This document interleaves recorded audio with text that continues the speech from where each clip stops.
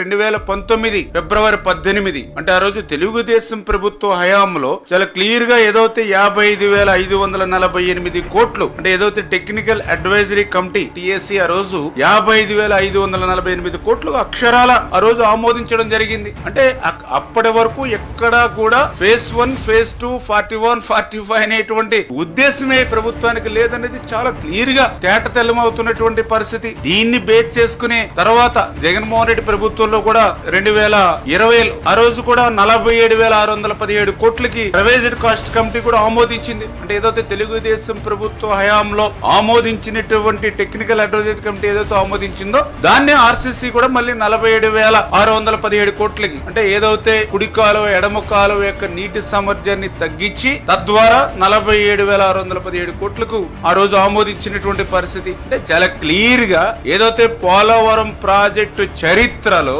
ఆ రోజు చెన్నారెడ్డి గారి దగ్గర నుంచి రాజశేఖర రెడ్డి గారి దగ్గర నుంచి లేదా చంద్రబాబు నాయుడు గారి దగ్గర నుంచి ఎక్కడ కూడా ఫేజ్ 1 ఫేజ్ 2 41 45 అనేది ఎక్కడా లేదు అనే విషయం చాలా క్లియర్ గా తేటతెల్లమవుతున్నటువంటి పరిస్థితి.